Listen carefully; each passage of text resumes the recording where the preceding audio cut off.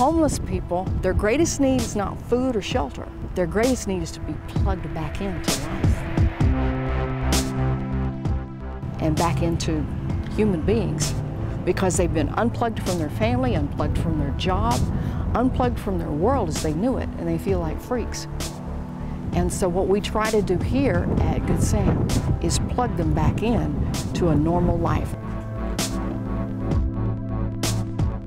An hour before sunrise, beneath the yellow glare of streetlights, men and women arranged the humble inventory of books, old electronics, and abandoned toys.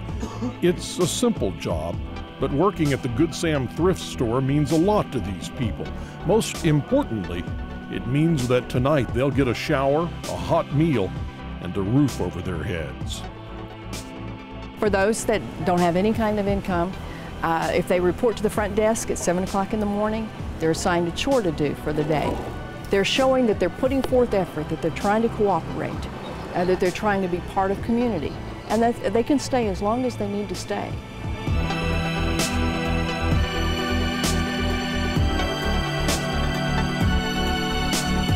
Attention on the property, attention on the property. The following residents, please go to the gold van.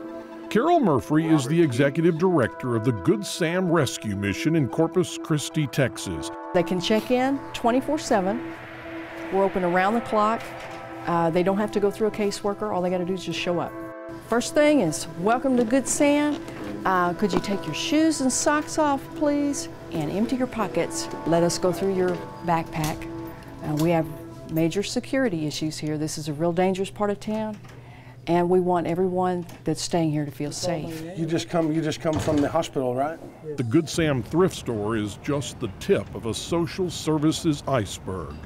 There's the main dormitory, the labor force, the coffee shop, and the chapel, each run by homeless people for homeless people. If you want to be employed here, you have to come in as a homeless person first. I have 24 on staff, and they all came in as homeless clients. This homeless shelter is essentially run by homeless people? By the homeless and for the homeless. When a community volunteer, many times if they are working a front desk and receiving people, they're either afraid of them and repulsed by them, or they talk down to them. But that doesn't happen here. No, that doesn't happen here. At Good Sam, the Coastal Bend's chronically homeless find more than a soup kitchen. They find a friend, a peer, someone who's been through it all and made it out alive.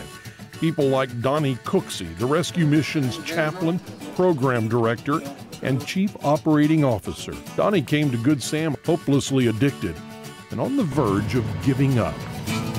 Have a good day.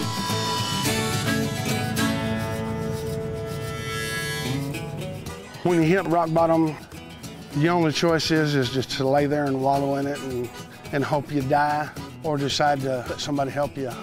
I don't think there's such a thing as a broken man that can't be fixed. I have personally seen through 77 people who got clean, sober, productive, and now are out there in the world doing their own thing, clean and sober, and letting me know about it. Atención, atención, damas y caballeros, la tienda está abierto. As Donnie patrols the streets from his mobile command center, Carol walks the grounds, making sure each of her clients is looked after well.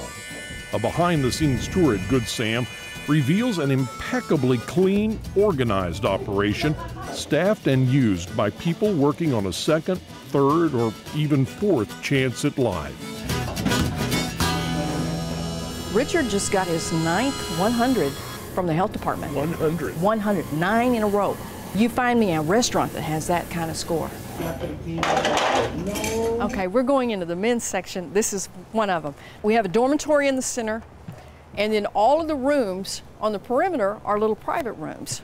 Now, if they have income, if they get a government check, or if they have a job, then they pay us a small rent fee, and they can still stay as long as they need to. I have a nice home. My husband's a pastor of a local church here, and we're really blessed. If something ever happened to him and he were to go on to be with the Lord, I would just move down here and I would be a resident here till the day I die. You'd live here? Absolutely, I would live here. There's more love here than in most places. And this is my family. Good Sam Rescue Mission works like a ladder of sorts. At the bottom, you have life on the streets. At the top, you have a job, a room, some self-respect, and you get to be a part of the family here at Good Sam. Carol understands that these people aren't bad. They're just broken, looking for a place to pick up the pieces. What we try to do is take the pressure off of them. They've already been under great pressure on the street for just physical security. They have to do their work for bed, they have to do their chore, but we don't want to put added pressure on them because they're already traumatized. People don't believe it. People think it's a character issue, but they just need to walk a mile in their shoes. And they may find out that it's not a character issue at all. It's a trauma issue. The longer that you're out of work, the less likely you are to find work. And so there are lots of folks that have gotten permanent jobs by working through here. Somebody really liked them. There are others that work on the labor force and they get their self-confidence back up. Homeless that come in have lost all sense of self-esteem. Some of them just need a couple of weeks just to rest and get their head screwed back on. Donnie Cooksey knows firsthand the utter despair of addiction and life on the streets. I was addicted to crack and needle drugs and alcohol when I got here, and God did an amazing work on me. Now, after nearly a decade of recovery, he's put his experiences into the words of a song. At night, Donnie uses music to entertain, minister, and heal his brothers and sisters at Good Sam.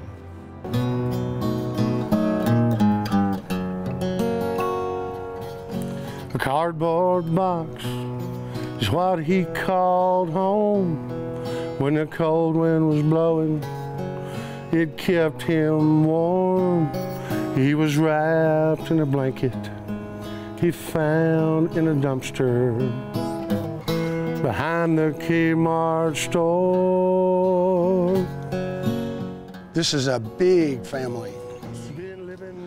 We're all brothers and sisters and cousins and grandpas and big family.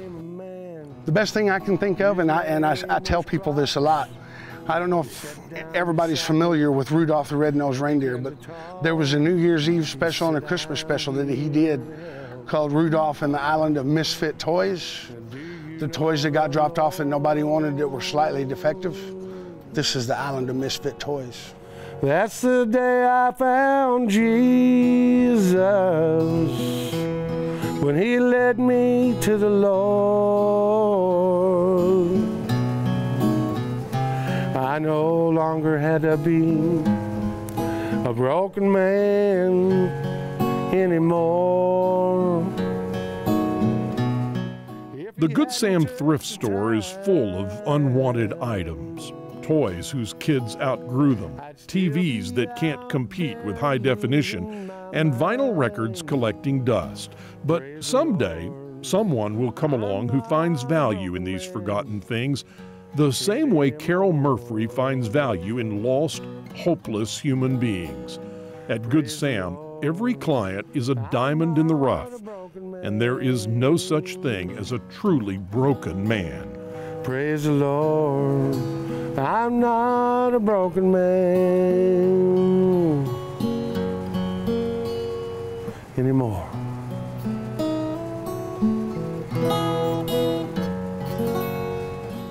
This is my family, and I love them. I would die for them. I was born to do this, Bob. I really was. Thank you.